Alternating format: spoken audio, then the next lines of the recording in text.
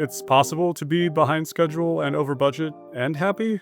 Like, all three are kind of okay sometimes, and if you can arrange your budget, your finances, and your life in such a way that you can iterate and work collaboratively and agilely on a remodel project, you might end up with something better than if you have these really rigid, kind of fixed fee requirements. Welcome to SaaS That App, building B2B Web Applications, the podcast where we share real-world stories, practical advice, and tech insights for those building or thinking about starting a tech-enabled business. I'm your co-host, Aaron Marchbanks. And I'm Justin Edwards. Each week we bring you the stories, strategies, and insights you need to build your SaaS or tech-enabled business smarter, not harder. Let's dive right in.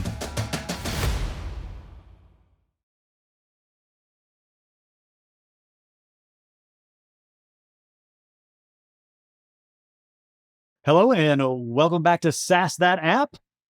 Welcome to the friendly neighborhood confines of good discussion that's going to be had here with our friends across the mic and across the screen. Mr. Justin Edwards, as always. How are you doing, my friend? Hey, never better. Crashing in yet another Airbnb for yet another day. And in a very similar boat, our friend also across the way, Mr. Daniel Cannon. How are you doing, Daniel? Hey, doing well. Greetings from the Airbnb. Is it though? I mean, if not sleeping is your cup of tea because the air conditioner doesn't work and the bed's uncomfortable, yeah, it's great. It's great. So sorry to be a little sleep deprived. That's okay. Right? It actually plays into the theme of the day. So today we got another kind of an interesting topic that the three of us on this call for certain have been through very recently and also many times in the past. And also I'd imagine a number of you out there in the listening land have also been through. And that has to do with home projects, home remodels, building of homes, and frankly, how that relates oddly closely to software consulting and the software consulting business. So today's kind of a hot take on how working through those home projects and home renovations and home remodels have informed software consulting and what it has taught us. And then by the same token, what software consulting has taught us about good approaches and best approaches for home remodels and things like that. So yeah, we're gonna kind of run the gamut here of talking about scope and expectations on things, certainly budget versus reality, communication, definitely going to get into like quality and ownership and just some big overarching concepts as it relates to the software development life cycle and how the analogy just kind of taps right over into the home. So Justin or Daniel want to kick us off with a good story? I think Daniel's probably best situated to tell our current home remodel journey, as it were. I'm happy to dig in. So yeah, remodels are a lot of fun. I'm super excited for this episode, honestly, because the parallels between software and home remodels have become very starkly clear in the past 6 months, 7 months. How many months are we at? It's supposed to be a couple months. So that's, lesson one of a remodel is that's going to go way over budget, way over timeline. And everyone kind of prepared me in advance, like, yeah, prepare for that thing to take twice as long as they say. Underestimate. Prepare for it to go double over, but yeah, underestimate. No, it's bad. So, I guess just to tell a little bit of the journey on the remodeling front, we live in Puerto Vallarta, Mexico, and we've been here for about 3 years. And earlier this year, we bought a house, which we knew needed a lot of work. We got a really good price on it, but we're like, yeah, it's probably going to need quite a bit of work to do. We found an amazing architect. We found an amazing crew. And it was like, okay, this is great. We're going to finally be able to build our dream house, and I had huge dreams. I want to have this amazing kitchen. I love to cook, and I want to have like a crazy kitchen with just like an insane stove and, all the stuff that you would have in like a commercial kitchen, but I wanted my personal kitchen. And so I got to work and I designed this whole like kitchen layout and we kicked off the whole project. And, very, very early on in the project, it became clear that a lot of what I had envisioned was not going to work. And there were fundamental engineering and physical realities of the universe, as well as supply chain realities. A lot of the stuff that I wanted to buy, you just couldn't get here in Mexico. And so we had to make some compromises and make some changes. And then, as they start digging into the house and start cutting open walls, we discover all sorts of lovely things, like the upstairs bathroom was never plumbed to the sewer. Instead, they just ran the line into the garden. So, I guess they assumed everyone knew the let it yellow, let it mellow if it's yellow rule, whatever. And I was like, oh man, this is Yeah, bad. upstairs was number one only. So that's. Wow. But there's a couple tiebacks into software here. So the first one is clients will Yeah. show up with dreams. Sometimes the dreams are things that just can't be done or aren't feasible, or it's like, I can build that for you. You don't want that. Let me explain to you why you don't want that. And then I think also, especially as we deal with projects that have been previously written by more questionable actors, if you will, it's very, very hard to anticipate costs on those up front because we sometimes kind of start pulling the rubber bands out of the golf ball or whatever, and it's a big scary mess. Well, let's start at the top then. So, Daniel's kind of already mentioned this, and as many of you are probably already fully aware, you generally don't go into these sorts of situations without some sort of an idea, ever how high. 30,000-foot view is a good place to start as any on what you want this end result or this goal or this idea to be, what you kind of brought it to fruition. And, the idea, of course, is to get from 30,000 feet down to something that you can actually start putting together and start building. So, in the software business, we call this typically something like scoping or discovery or architecting. So getting together with all the stakeholders, whoever those might be, and actually kind of battle planning this thing out. And traditionally, in early software development, and this, of course, is going back many, many years now, that was a grand process. You would spend a whole lot of time in meetings and calls up front. You would spend a whole lot of time doing documentation, during discovery. I mean, to the point where you are completely mapping out a database, you are mapping out screen to screen, you are mapping out fields and workflows, and you have this Bible basically that you are building that we're all going to agree is the end result. This is the thing. We are building this. Now, how much will that cost? And then you spend just about as much time going through every single page of that and itemizing it and putting together the cost structure to try to get as close as you can to a fixed cost as possible for the client, so that you can put a price tag on it and the client can say, yes, build me this for this, and we are done. However, Justin is about to jump in there. I'll give him the however. There's always a however. No, so I think we did basically that. So we went over there. We said, look, this bathroom needs a little bit of updating. We want the work on this upstairs apartment area is a mess. So we know it's going to have to get completely redone. There's a lot of shoddy crap with like all the systems of the house. Dig into that. Let us know what it's going to be. I don't want to have weird electrical plumbing issues. Like if there's stuff that needs to be replaced, let's do it now before we move in. And then finally, we want this crazy kitchen. And so that was kind of the initial scope that we have with them. And like any good entrepreneur, salesperson, and expert and person with passion about what they do, our contractor basically identified the Cadillac version of things that we needed and wanted, and basically set out to create like the best possible house that he could build for some amount of money. And he came back to us with a budget, and we really liked the idea. We were getting kind of more stuff than we had initially asked for, and a lot of his investigation into things that we needed to fix was just revealed a lot of problems. And I've done that with customers too, where I got hired to write a feature. And I'm like, look, so we can write the feature, but it's still not going to work correctly because the entire mechanism that powers it is flawed. And so we had a lot of that column in our home remodel. Yeah, I mean, I would say so. I think, I mean, honestly, this brings up for me a beautiful parallel with working with a software developer, because no software developer, we talked about this on a previous episode, but no software developer has ever walked into a piece of code, a software system that was written by somebody else, and has not immediately been just like rewrite. And I think like our contractor did the same thing. He came and looked at the house and he was like, this is all awful. We need to rip it all out. And, and then there's also like this balance between, you want to tell the customer, redo it all, rip it all out. But then at the same time, when you come in as a consultant, you immediately have this perception that, oh, he's just here trying to drive up costs. He's not actually trying to advise us, and it's like with our guy, we started with a very small project and we sort of built trust from there. He did kind of the upstairs sort of in-law suite thing, and we sort of built trust. And eventually we're like, okay, maybe this guy actually knows what he's doing and he's not just trying to screw us, And then we've gradually come to accept his advice more and more. And I really think that he's actually advocating for us. But boy, that's a hard thing to do at the beginning. And because, I mean, I imagine that he probably has the same attitude toward most houses, kind of the same as developers have. And it's really hard to kind of weigh, like, is this guy advocating for like perfection, or is he actually advocating for me, or is he advocating to run up run up the tab, run up the budget? So yeah, that can be hard to sort out. Let me put a bow on that too. So I think one of the things you spoke to is just trusting the team that you work with, trusting the guy that you work with, and developing that. I mean, I have so many customers now that just trust me, and I advocate for them, and I try to lay out options and pros and cons and things like that. But for folks who are just coming in and kind of winning that initial piece of work and that like initial bid, like clients don't know who to trust. And after we get to a place where people trust me and they realize that I'm going to do a good job, by them and advocate for them, everything else gets a lot easier.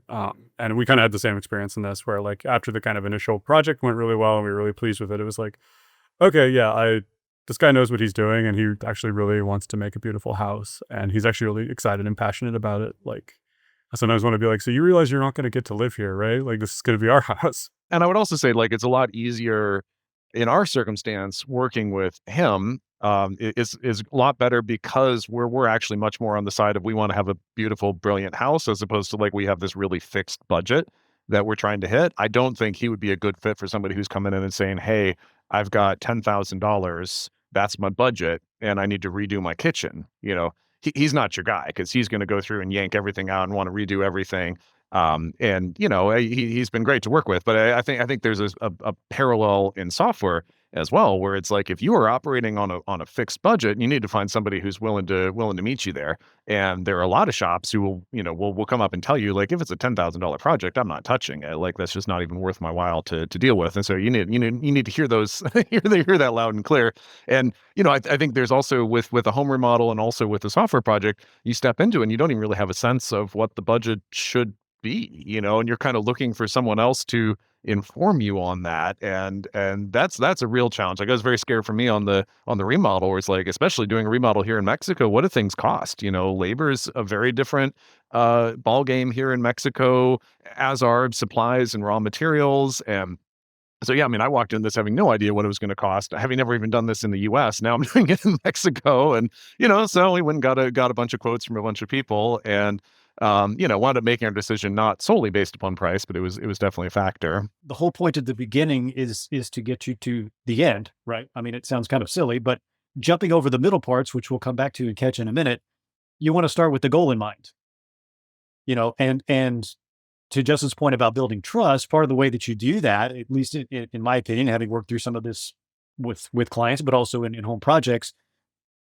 you do have to start with a reasonable understanding that this person probably does, for better or worse, know more about this than I do.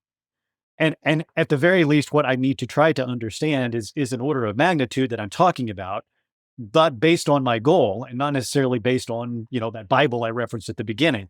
Really being able to bring that out in a client and say, what is the mission here? What is the goal? What is it you're trying to accomplish? What problem are you trying to solve? And then once you have that understanding, say, okay, what are the have to haves? Like, there obviously are going to be some tent poles here. What are those tent poles? And then let's work on, what's going to happen between those to get you to the thing that you want in a reasonable amount of time, thus for a reasonable budget. But again, working clients through the understanding that software these days, especially, it's not a fixed bid proposition. I'm not going to say gone are the days, but I'll use that phraseology because I like it. Gone are the days where, you're going to go to the store and buy off the shelf a software product that you're going to install on your computer. And that's how much it costs. And it will do all of these things. Now, you can still do that to a certain extent with, operating systems and certain softwares and things like that. But when you're building something that either doesn't exist or you are augmenting something that does so that it works better than it did and with other things that it didn't before, you're into uncharted territory. And so you have to rely on those experts. You have to have reasonable goals, and you have to both have an understanding that we're not both going to get what we want. We want to build a really great system. We know how to do that. You want to get your goals met and at a reasonable time and budget. You're probably not going to get that either. So how do we meet each other in the middle? And those are the conversations. You set that sandwich up, and then the middle can kind of take care of itself a little better. Yeah, and there are very real like budgetary, like money and timeline constraints that do exist, but most of them are softer than we think that they are. And I think in general, people could use to soften up on them. If your goal is you wake up in Q1, you're like, I'm going to spend $175,000 on software this year.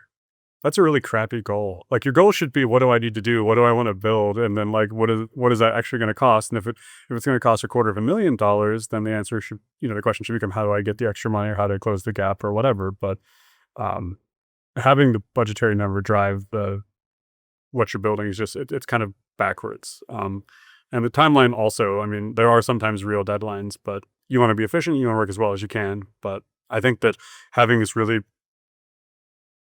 if your goal, like if you have 3 constraints and one of them is like how good the job is, and then the budget and the timeline, if you have to give up on one of those, if you got to give up on one, man, extend the budget and extend the timeline, like have something that's good. That makes sense to me. I think we try to tackle this with our customers. We don't really have this option for our house because we want to live in it, but like we can set a monthly cadence that so businesses can cash flow what their software lift is going to be, and then we work towards like an overall general idea of what a budget's going to be. The other thing that happens, and this happened to us with our house, is that we walk into this really, really beautiful, totally redesigned, modern apartment up top. I look out at these crappy roof tiles that are covered in like grime and nonsense, and it's like, well, I didn't notice how ugly that was before, but now that I'm standing, it was a beautiful, pristine. The piece was, apartment. I don't want to look out at these crappy roof tiles, so give me a quote to change those. And that was one example of scope creep. And we see that all the time in software. It happens both with developers who are working in some gnarly, scary place in the code, and then they move to a different place. We're like, oh, can't we just bring some of those patterns back over here? And then customers as well. Sometimes you design a new page for a customer, and they see that and they're like, man, I really wish the rest of the site looked like this page. Yeah, and you kind of have to work people out of the your eyes being bigger than your stomach sort of a situation too. I'm a do-it-yourselfer more than hire a contractor, but the same rules are going to apply. I mean, there is still budget considerations, there are still outcome considerations, and while I am the do-it part of the do-it-yourselfer, my wife is the visionary, and my daughter, they can see these things that they want to do. It's like I'm not that guy, but I am the guy that can get that thing done, and so it's an interesting marriage in that way because very recently, prior to my recent move, we were remodeling the bathroom. And so, you walk in the door and my wife goes right into goal mode. It's like, we're going to replace the tub and the shower surround. I want to replace the vanity, but I want to keep the same footprint. However, I want 2 sinks instead of 1. The toilet's okay where it's at. It might be nice if we could get another one. So she's already kind of mentally, going through, the checklist, but also to her credit, she's going through where there's room to give. I want a different vanity, but the same footprint at least. 2 sinks, but I don't care what the material is. The toilet's fine. It would be good if we could replace it, but we don't have to. But the tub and the surround absolutely have to go. They're old, and the caulk's running out. So then, me as the expert in who's going to get it done has to step in there and be like, okay, one of those things I've never done, and all of those things I haven't done in this house. So here's where we start from. I can do this. I have 100% confidence in my ability to do that. I have 90% confidence in my ability to do this, and about 50% confidence in my ability to do this. We can go and start picking things out, but we got to measure for certain things, that the budget's going to be an issue. And then, fast forward into the project and walls are open because plumbing has to be redone for the double sink. And it's like, oh, wow, they didn't vent the original sink correctly. Wasn't planning on that. However, this is going to be behind a new vanity. Do you want me to cover up that wall? But you're not going to see it because it's going to be covered with the vanity. Do you want sheetrock? No sheetrock. Would you like sheetrock but not finished? So you start getting into some of this give and take at these various checkpoints.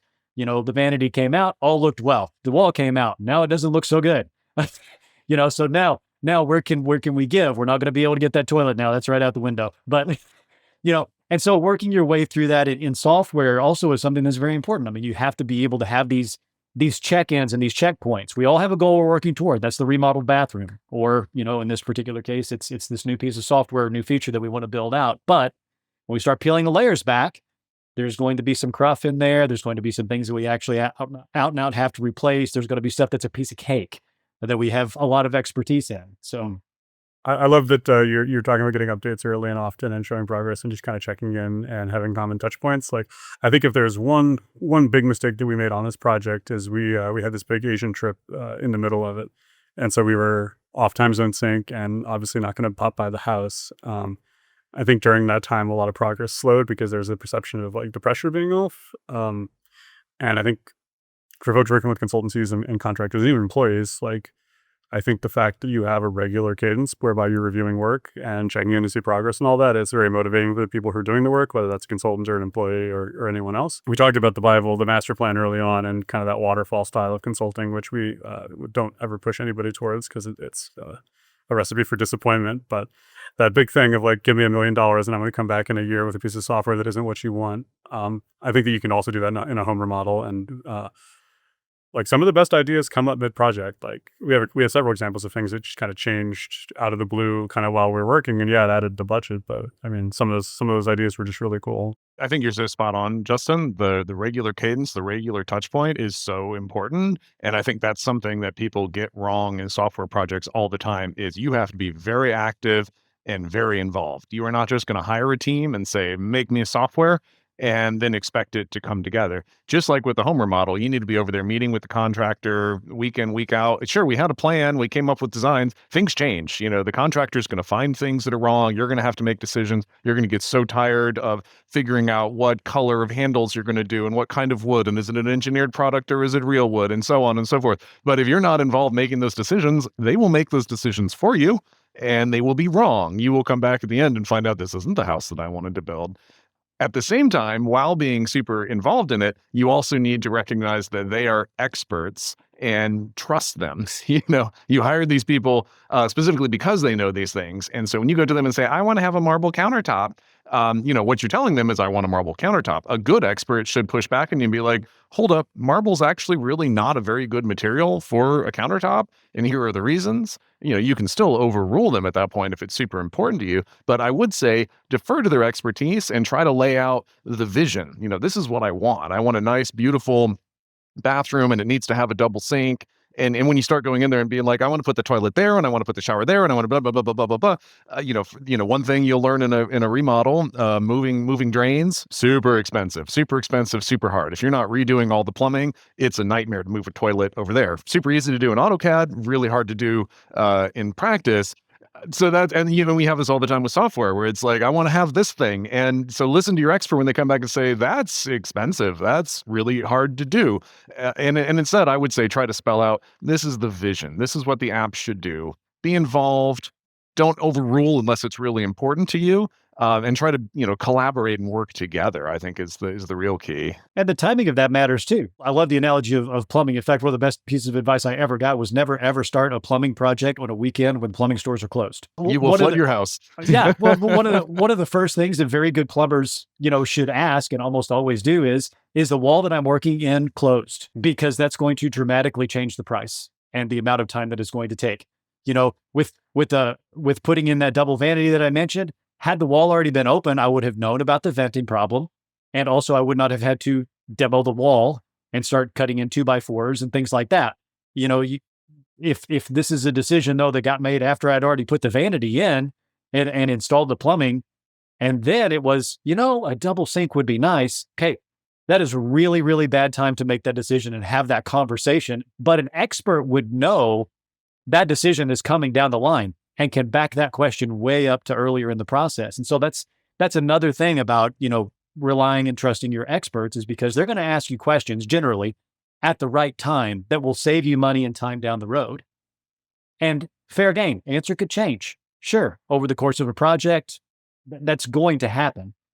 But someone who knows it's coming is going to do a better job at guiding the process and helping you get there with more efficiency and less cost and less time than one who is not. You will have had that conversation. Well, I love that you have your wife who comes in with this really like fixed vision of kind of what she's interested in. And then you can, it sounds like you kind of bring some of the technical, well, this is hard, this is easy. And like kind of, you guys kind of operate between the street and the clouds in that way. So contractor we worked with, we sent them a lot of examples of things that we liked, and we sent things that we wanted to have. And then we sent them the blueprint of the house. And we said, come back to us with some ideas. And so we got like 2 or 3 options for every, like for every room and everything we were thinking about. And like one of the best designers I ever worked with, she had this very like firm thing. She's like, it's always 3 options. Anytime you do anything for a client, you give them 3 options and not more. And she was like and she had reasons for this and actually wrote a really cool article about it. But I think getting 3 options on each room is fine because one of them is going to invariably be close enough that you can start the iterating. And I love this. But what's not great is this, and this. And we were able to end up with, like, we never would have thought of these things because we don't have a career of doing home remodels and construction. So it's like leaning on your experts appropriately. And I do occasionally work with clients that are not operating that way that I wish would be a little bit more of like, no, you this is an architecture choice. Like, happy to bring you through why I'm recommending it this way. Happy to present you with a couple options and give you the trade-offs. Just did it today on an AWS architecture thing where I'm like, what is your goal with this cloud thing you're doing? Because if you're trying to save money, this is the way to do it. If you want something more robust, this is the way to do it. But being that role of educator, and then if you're a client or someone who's hiring a contractor, hiring a software shop, putting them in that role of advise me. I need options. I need to understand. But anyone you're working with on that, you should feel like they're educating you. Same thing with an attorney or an accountant. I want to say, when I go visit my attorney and talk to them about a contract, I want to be learning the law. I want them to be explaining to me what I don't know or don't understand. Yeah, school is in session. Just going to kind of move us on down the road a little bit. We're talking about communication and transparency and things like that. And, I think the general consensus here is, having those helps to eliminate surprise. I think that translates to pretty much any job, anything that you're doing. And, I tell our team all the time, if you're hearing something from me for the first time, like in a annual review, I have failed you. I don't like surprises. I'm going to assume that nobody else likes surprises. And so we're going to talk about things along the way and being able to have those, those touch points periodically. And again, it continues to build that trust. So this now gets us into a little bit discussion about, why the goal is a moving target. I guess is a good way to put that.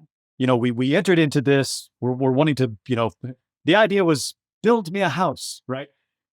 But a million decisions later, and is it anywhere close to that? Did we want it to actually be close to that, or did rightly the goal actually change over the course of this thing? And most of the time, I find the answer to be yes if it's a well-managed project.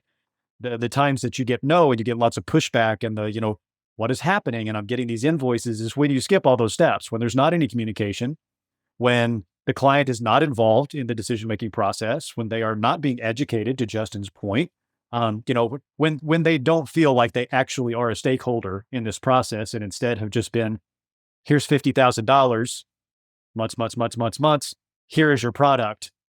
Okay, now I'm not happy and I don't want to pay for it. That kind of a thing. So addressing some of that and kind of speaking to that goalpost moving, but why that's not a bad thing. And a lot of times it actually winds up with a happier client. Touch on that a little bit, Daniel, Justin. Yeah, absolutely. The goalpost is always moving in software and in construction projects. I would say, at least going through this remodel, we keep moving the goalpost, quite a bit. I think one of the big differences between software and a home remodel or a construction project is that the construction project is physical and in many ways simpler. I mean, not to say that one of these is harder than the other, but in terms of just the complexity of the system, there's not that much going on in a house versus what's going on in a piece of software. A piece of software is wildly complicated. And, if you look at like a program running on your computer, there is no single human alive who can explain to you every single step of the process all the way down to silicon. Broad strokes, absolutely. But if you start talking about somebody who understands how a transistor works, how transistors work together to create a RAM, how those work together to create a CPU, how that works together to make the box, how the operating system works, and take that all the way up, like, you forget about it. Whereas I think with construction, it's a lot easier for one person to actually understand plumbing and air conditioning and electricity and carpentry. They might not be experts at all of this, but they probably at least understand it. So I think that there's a huge difference between building software, which is a very complex system, versus building a house, which is in many ways a simpler system.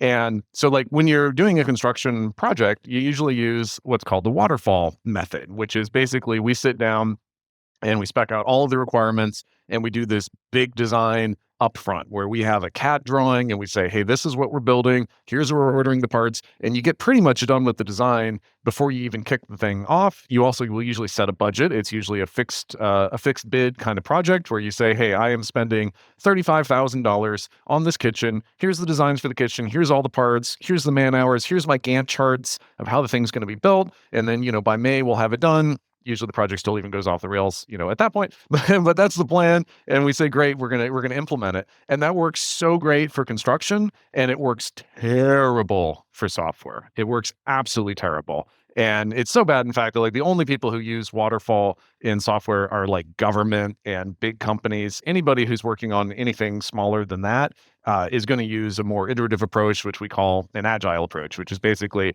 we don't do this big design up front. Instead, we kind of lay out, here's the vision for what we're building. We define some sort of broad epics of development. And then we work in this super iterative way where like every week we have a check-in. We say, this is what's going on. This is what's on the backlog that needs to be done. How do we want to prioritize? How do we want to change direction?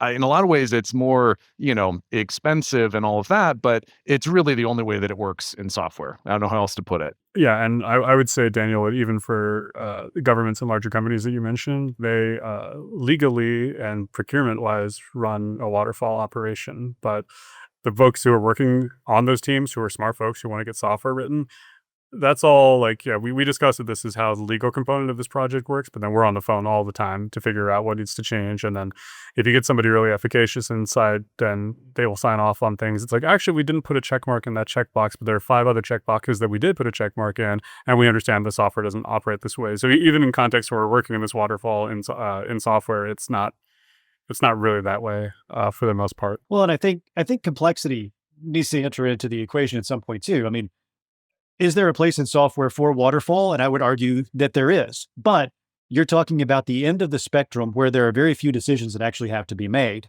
during the ongoing process. If I were to come to a software development shop, and I'm going to use them in a broad sense, who might also, be covering building websites, let's say.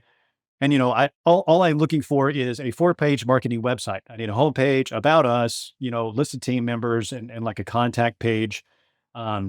I don't really care too terribly much about design. It doesn't need to be like overly functional, just something that looks nice, has our logo branded with our colors, these sorts of things. And, I've got $10,000 to spend on that. That's something that you can pretty quickly match up. There's nothing, I don't want to say uninteresting, but it's a pretty straightforward, and I'll call it boring type of a project. There's no functionality to be built out. There's no integrations to be had. There's no real user interfaces per se. It's content driven, so you can get away with that. Totally. I mean, my take on that, Aaron, would be that that's like painting. If you hire a guy to paint your house, it better come out the color that you agreed that he was going to paint it. You got it. Where the more complex systems, obviously, the more you swing toward the other side where the pendulum is going across, the more that agile just has to be the way to do it. You have to take these iterative approaches. You're not just because of issues that you're going to run into, but everybody's notion of done, or everybody's notion of a complete feature, is so vastly different. And it even changes over the course of time. As I think both of you have said kind of earlier in this call, some of the best ideas and notions happen during the course of the project, and you need to be able to pivot and shift as that project happens to some of these new requirements. And you can't really do that with Waterfall. It's, no, you gave me this amount of money. This is what we agreed that we're going to do. And this is exactly what we're going to do. We cannot deviate from that, or the timeline fails, the architecture fails, et cetera, et cetera. Totally. And like in construction, if I hire somebody to paint my house and I tell them to paint it blue and I show up and the house is red, I'd be like, hey, dude, I told you to paint it blue, repaint it. Or in construction, if, I hire somebody to, to install the hot and cold water sink, and I go in the house and I turn on the hot water and cold water comes out, and I turn on the cold faucet and hot water comes out, I call up that plumber and be like, hey, dude, you installed this backwards, come fix it. And they will, and they're not going to charge you for that. That's just kind of implied. And so then you carry that into software, and I can't tell you how many times I've had to have this conversation with people about, why should we pay for bugs? You guys wrote a bug. Why would we pay for the bug when you wrote it?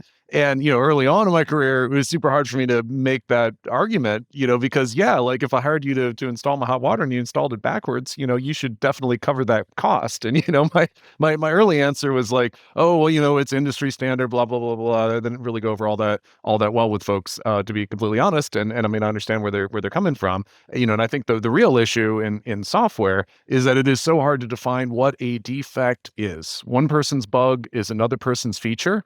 And, when there are things where like, I don't even really quite know how to unpack that fully. I don't know, Justin, do you have a better answer for this? Because let me throw it over to you. Well, the universe of possible things is just so hard to track down. So like, the inputs to a hot water and cold water faucet are a rotation. It's a pretty limited number of things. The inputs to a text field, is it right to left? Does it support Unicode characters? Can I put symbols into it? What is the validate? The number of ways that we're working with people who aren't from the US American context, and their names are routinely 75 or 80 characters long. And not that any of these are real world examples. So is a name field that only supports names that are 50 characters long done? Is that a defect? It wasn't listed in the requirements that names needed to be 120 characters, so I would say it's not a defect because I wasn't given the requirement, but to you, you wanted people to be able to put their names in, so maybe to you it is a defect. And much more productive than having that conversation and fighting about what is and isn't a defect is just to have a way to get to resolution quickly. And I think the world is kind of coming around to understanding that that's kind of how software has to be built. No such thing as bug-free software. I mean, that's the first statement usually that comes out of the mouth. But to Daniel's point, calling it a bug has a negative connotation to it. It's like some sort of an intentional oversight or a slight that needs to be repaired or whatever.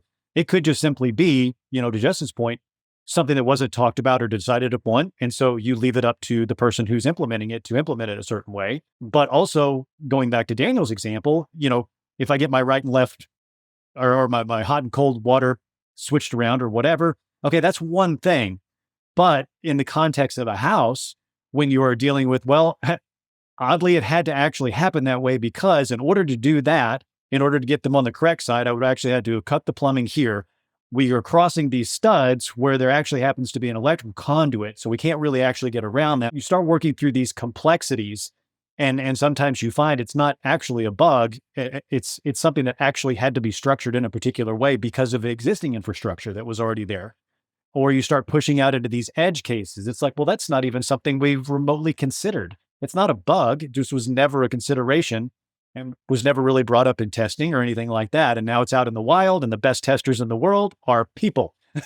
They will find that issue or whatever, and the best software ever written in the world iterates through updates. I mean, pick your Microsofts and Apples of the world. They release updates constantly because stuff gets found out and workarounds have to be resolved and things that were done poorly are now done better. Yeah, I think that's a great way of putting it. I love it. Where it's like it's not so much that we wrote a bug. It's more that there is a continuous process toward perfection, and bugs are kind of a step along that. And it's with maybe the thing doesn't quite support right to left right out the gate. That's not a bug. We've made progress. There's now a text box. It doesn't do all the things the text box is supposed to do. So come work with me and we'll improve it and make it better together. But it's not a situation where you can step up to a counter and say, one software, please. One non-defect having software, please. It's not really how software works. Well, and it just, again, goes back to complexity.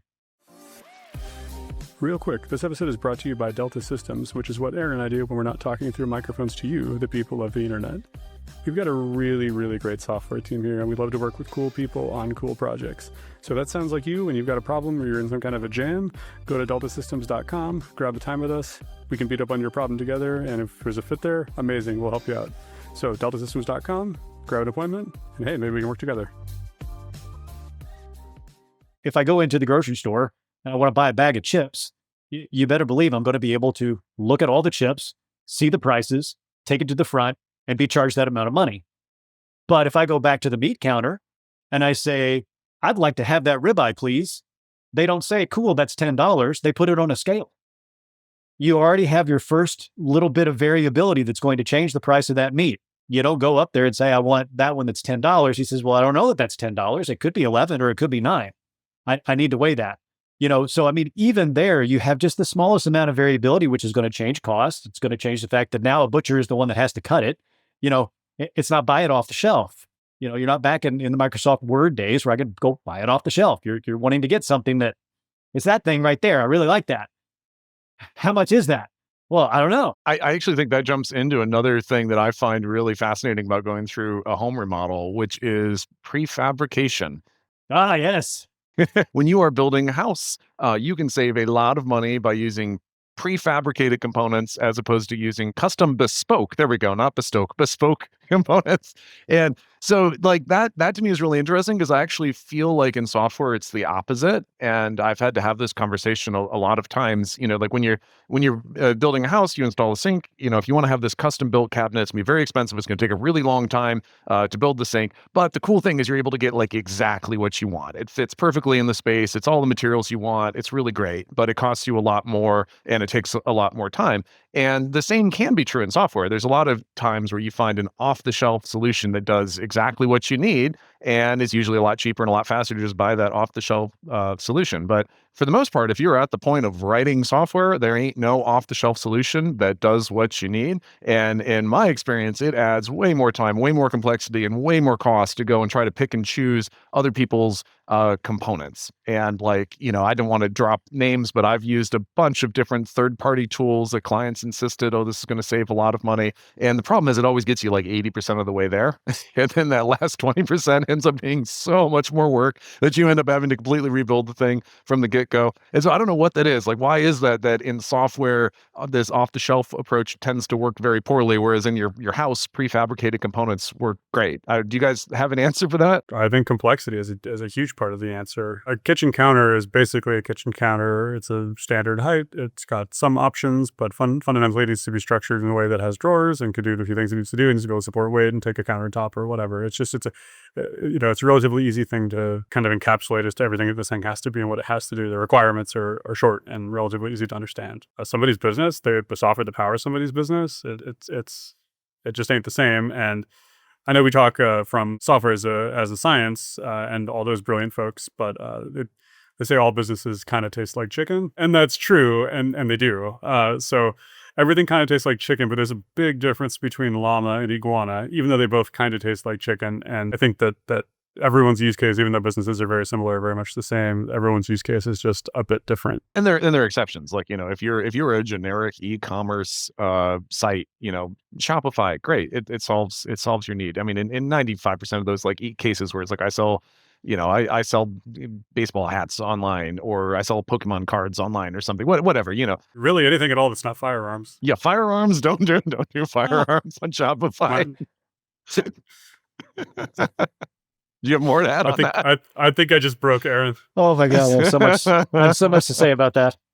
We'll save that for another episode. You actually have nothing to say about that on this podcast, my friend. Moving on. Well, I like also, Daniel, you brought up the point of kind of the off-the-shelf solutions as they exist in software land too. There are lots of ways that you can cobble together complete solutions. And when I say complete, I mean meet the major requirements of the project set out before you. That could be 75 or 80% of the way. And I think having that conversation with the client very much up front and saying, I can provide you with a solution that will get you 75 to 80% of the way there. It will happen much more quickly and vastly less cost.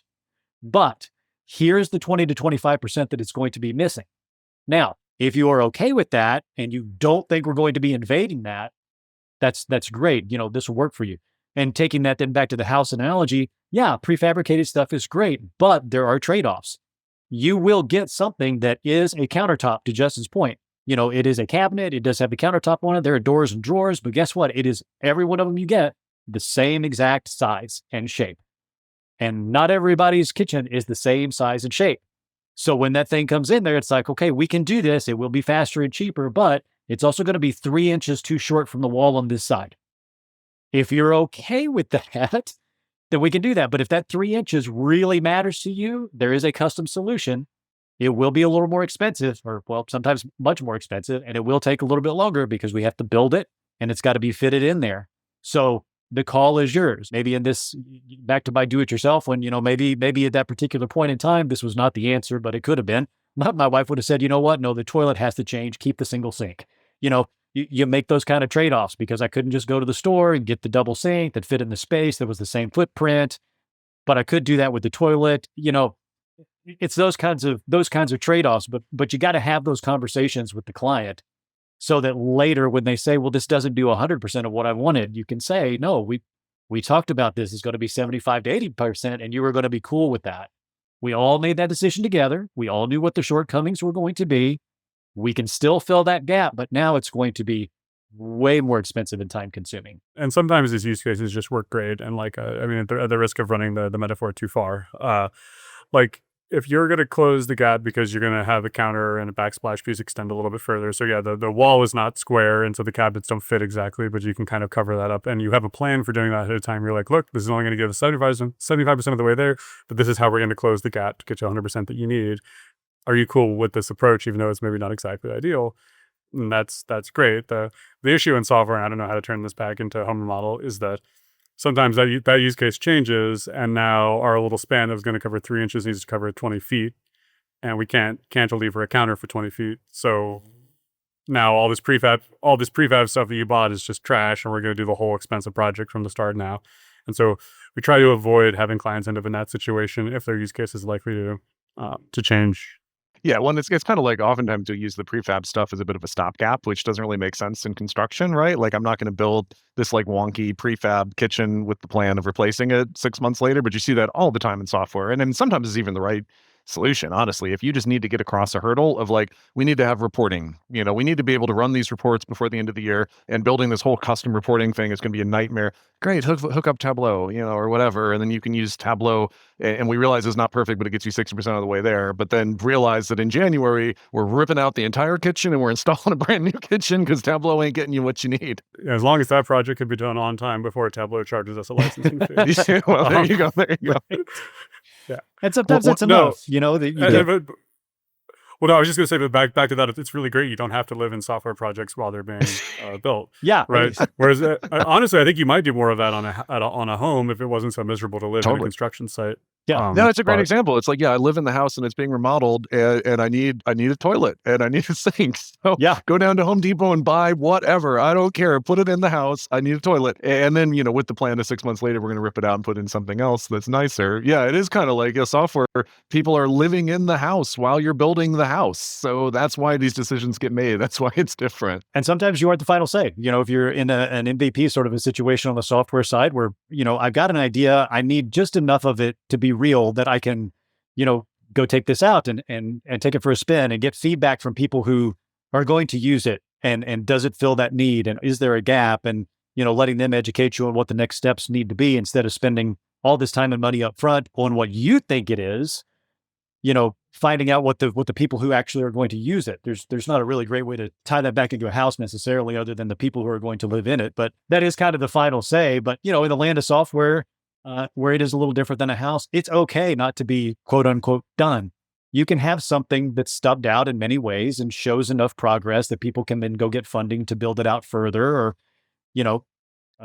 things along those lines. And so it's again going back to those original goals. What is it? What is the mission here? Is the mission to build an Amazon.com level e-commerce system for you? Or do we need to maybe just start with selling the one small product that you have and then see where we go from there? Because one of those is going to cost you more than you will ever make on your sales. And the other one will probably turn a profit within a year. One thing that I think is super scary when you're building a house and going through this right now is that it looks so incomplete while they're doing all the plumbing and the fixtures and all that. And it feels like it's taken forever and you're not seeing any progress. You're not seeing any progress at all. And, I remember living next door in Chicago, living next door to the skyscraper that they were building, which I got to listen to for months and months and months, and just being like, oh my God, no progress is happening on this thing. Nothing is happening. And then like one afternoon, they went and they installed this veneer on the side of the building. And I was like, oh, the building is done. This looks beautiful. This looks fabulous. And, it was like a year's worth of work to build up to that. But then it's like, yeah, they put on the windows, they put on the doors, they put on the veneer. It looked fabulous. And the same thing is going on with my remodel right now, where it's just concrete chaos and it's just pipes and cables and everything. And then one day they go through and they tuck all the cables behind the wall, and they put the marble tile on the side of the wall. And I'm like, oh, it's beautiful. It's done. And we have this all the time in software, whereas like you as the product owner, you can't understand the work that goes into the plumbing. And you have your developer showing you this screen that's like, look, it's printing out JSON. And you're like, I don't know what JSON is. Why are there just random characters on the screen? Like, no, it's so cool. The data's there. And then what happens is one of these days, the front end developer gets in there and they write a style sheet, and now all of a sudden there's fonts and there's colors and there's images, and it just looks so done. It looks so polished and pretty and beautiful. And I think developers actually fall into a really unfortunate trap, and I think it's something to be very scared about when you're working with somebody. Is you don't want to set them up to constantly have this like demo and get really attached to pretty things, because it's real easy to make pretty things. It's real hard to make the plumbing work. It's so hard. But I've been stuck in this as a developer where it's like the client wants to see something pretty. So every week I've got to have something new and flashy to demo them, and it's not satisfying to show up and be like, well, yeah, now we have this process that talks to this process and it's able to update the database and it does it all in one transaction. That's pretty cool, right? Because the client doesn't get it. And yeah, I mean, I feel so bad for people who are embarking upon this project of building a software without understanding what a software is, and like how scary that's got to be. Like, I have no idea what this developer is doing. And all I can interact with, the tangible things, the buttons, those are the only things I can really give feedback on. I don't know how to give feedback on the rest of it. I feel that way with my house, Like, I like that all the do stuff is good, but I noticed that there's a smudge on the tile. So could we do and it's gotta be very frustrating, just like I'm frustrated with clients who are doing that kind of thing. And they're just like, no, you fool, I have a petabyte in the sky. Why are we talking about this? And I will summon everything with AWS. And clients are just like, I just see a bunch of characters, dude. Can you move on with something that I care about? I'm like, all right, noted. I know I do the same thing when I go over to the house and I start like poking at stuff, and I'm like, these things don't really like line up. And you can just watch this guy's eyes roll. Like, oh my God, really? Are we really talking? Like, we're going to put in steel. It's going to line up. But did you see that like the plumbing works? You can flush the toilet now. Yeah. That's pretty cool. Like, never mind the 2 weeks of electrical rerouting that we did to ensure that your cool kitchen now has like sufficient outlets and power to run all of the things that you wanted to put in there and install. You're bothered because your stove is offset 2 inches to the left or this whatever. Handle feels a little loose. Can we tighten up that handle? It's because it's something I can see or feel as tangible, and I totally take some ownership of that. We just had this too where they got done with a huge amount of work out front and like the driveway area. And I was like, oh, hey, did I mention that I think we should put 220 by the driveway just in case us or anyone else ever wants to have an electric car? And you're like, sorry, I'm the worst. It's happened late now, so it's going to be more expensive. If it had happened when the wall was open. I don't have a segue for this, so I'm unlikely to drive myself off of a cliff, which is fortunate. But your software product will look as much like the ClickUp prototype as our house looks like of the renders we received. Like, you get these renders, and there's good and bad with them, and in some ways they overpromise, and in some ways they look terrible. And I think that ClickUp prototypes are kind of the same way. Like, it's this lovely toy use cases where everything is designed and everyone's name is the right number of characters and nobody has missing data. And then you put real data into the system and clients are like, what the hell? This looks nothing like the prototype. And it's like, no, it's the same design. It's just, this is what real data looks like. I'm always so conflicted doing this with clients on software projects because, again, everyone is so attached to visual things. And I think having designs is super helpful. It just really helps people visualize it and get what you're doing. But it is like too easy to design something that's just not implementable. Sorry, it just can't be built, And so I've struggled with this quite a bit of like, do we even do a clickable prototype? Do we even do designs? Like if I'm just building the software project, like for myself, I'm going to build it. We're going to start with nasty, gross Times New Roman Arial stuff. And then at some point in the future, we'll bring in a designer to make it beautiful, and I think big design up front is problematic in the same way that Waterfall is problematic. And I've had this too many times where we sit down and we design the whole thing in Adobe. And then 6 months down the road, it doesn't look like what we did in Adobe. It's like, well, the requirements change. And actually what was in Adobe didn't make any sense to begin with. Where I will come out swinging for the clickable prototype is when you're trying to find a product market fit, when you're not dragging a software product behind it, and you're basically just trying to put it in front of people and get it's basically market research at that point. Then, yeah, do a clickable prototype all day long. Just do a clickable prototype. For better or worse, it does help to guide early conversations with the client so that you can actually say visually, you can say things like, okay, do you see this set of buttons over here and that there are 4 of them? We can do it that way. And this looks really great. And it's going to take about this amount of time or what have you. Or we can turn those 4 buttons into 1 button. And it's going to take much longer, but there are way fewer clicks now for your clients to be able to kind of, go through this process. And so I think this is where it's super handy to have on your team a UI UX person, an expert, if you will, who also has some fundamental understanding of programming, because they're not going to build something that's going to be out of some degree of scope for a developer to be able to put together. They're going to know, in a general sense, these are things that are on the table. This type of a layout is what's going to work best, these sorts of workflows, and here's where we can kind of push, pull, and do maybe some interesting things, but I'm not going to hand this off to my development team and then go, awesome, and throw it in the trash because they can't possibly build it. And so having someone on that engineering team, very much like having someone, on a construction team, an architect, someone who understands what the rules are that govern electrical and plumbing and layout and things like that, you're going to get something that's much more usable, more akin and closer to what it is that you're trying to get, without having to have so much reworking and so much rewrite, and also kind of placate the end person, you guys, me, whoever's house it is, and know, within a reasonable amount of adjustment that this is probably what it's going to look like. No, I think that's spot on. I think it's so important. If you're going to do that, you got to have somebody technical in the room, and you also just have to stay focused. You have to stay focused on the big vision of what it is you're trying to accomplish, and don't get sidetracked. There's this wonderful parable about the bike shed at the nuclear plant, where this committee was tasked with designing a nuclear power plant, and a few of the people on the committee got really obsessed and dialed in to we need to have this employee bike shed. We're going to build this bike shed on the side of it where the employees can store their bikes. And then they got obsessed with the colors of it and what shape we're going to do it. And they were these super loud voices who were just obsessed with it. And it was also this really tangible, visual thing that we could focus energy on and that everybody could understand. I think was the other big problem there is well, everyone understands how a bike shed works, so let's focus on that, as opposed to focusing on this nuclear reactor, which is really complicated and we don't really get how that works. So, I think a similar thing happens in software, and happens when you do big design up front, that, people get really focused on the visual elements, the tangible elements, and then they lose sight of the bigger picture of how is this solving our business use case? At the end of the day, we need this thing to generate power. Awesome. Well, we're kind of getting to the end of our time here. I don't know if we wanted to each kind of give a big takeaway from experience and history of kind of tying into the remodeling versus software. I'll go first, not to put anyone on the spot. Yeah, so I think it's possible to be behind schedule and over budget and happy.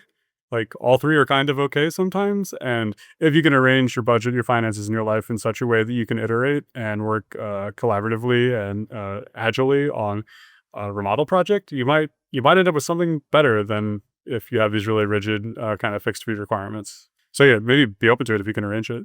On one hand, I'm really happy to not be living in my software project. On the other hand, I think there's actually some real value in it. To kind of stretch the metaphor a little bit, you should be using your software product as it's being built, and not just kind of in this really casual, superficial way. No, pretend that you're living in your software project. Just pretend you're living in your house, and give feedback constantly, meet constantly with your team. I think is actually going to be really key and really important.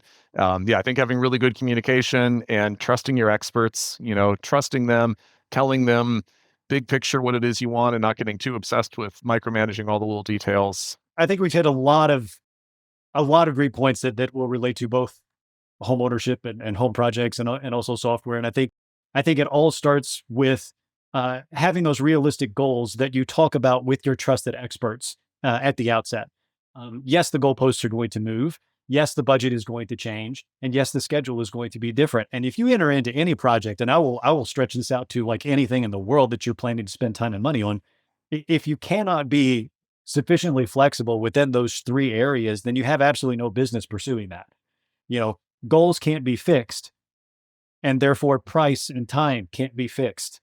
If you are actually going to have a North Star, that North Star is going to be the overarching goal of the project. You need to be open to the solutions that can present themselves over the course of the project through these regular touch points and communication that, to Daniel's point, you should be having very regularly to make sure that we're all rowing in the same direction.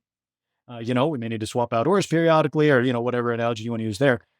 But you want to make sure you still have that guiding star, and that the trade-offs being made, everybody is a part of that decision-making process. And when you get to the end of this, being able to say, this is not done. Even with a house, with software, with vehicles, you're never done. There's going to be maintenance that needs to happen. There's going to be build outs of features that you're still going to want to have. You are going to decide that you want dimmers on all of your light switches. We did that one. Yep. Exactly. But whether or not you thought you were going to get that out of the outset, you are here at the done end point and you don't have them and life is good. Everything is fine. And you now can tackle those things. You know, maybe nobody in your family likes to have dimmers, and boy, aren't you glad you did not make that decision early, you know? So I think those are big takeaways for me, are just those overarching goals that are your North Star guiding principles. And then the flexibility within those goals, the budget and the timeline they're just crucial to being able to have success and a good experience with any contractor or consultancy that you're working with. I think one big thing to bear in mind with the software project and with the house remodel is that you don't have to solve all the problems at the outset. You can solve them as you go. And I think it's actually probably better to solve them as you go, as opposed to trying to design at the outset and feel pressure of, is that going to be the right dimmer switch? Is that going to be the right light bulb? Doesn't matter. You can solve all that as you go. We're taking this metaphor about as far as it'll go. I think that there's a huge number of similarities and analogs in crosstalk, and I do think it's worthwhile pumping some software ideology into doing a home remodel, and I also think it's worth learning something about software from the home remodel as well. So I really appreciate you guys coming on and just kind of like beating up, having a chat. This is kind of a fun episode. So hope it was enjoyable to everyone. And yes, thank you guys so much for coming on. Software is a house. I love it. Thank you to Daniel Cannon, who was kind enough to join us again today for our little roundtable discussion. Of course. Great to be here. Thanks. Thank you to my co-host, as always, as well, Mr. Justin Edwards. Thanks to all the listeners for joining our group therapy session. If you did like it, hit that subscribe button. Feel free to send us some comments on the episode, or if you got ideas for other things that you'd like to hear on the show. And as always, thank you so much for listening, and we'll see you next time on SaaS That App. Thanks for cruising along with us on SaaS That App. We hope you grabbed some insights that were inspiring, actionable, or at least entertaining. If you enjoyed the show, don't forget to subscribe and leave a review. Until next time, keep building, keep growing, and keep those apps sassy.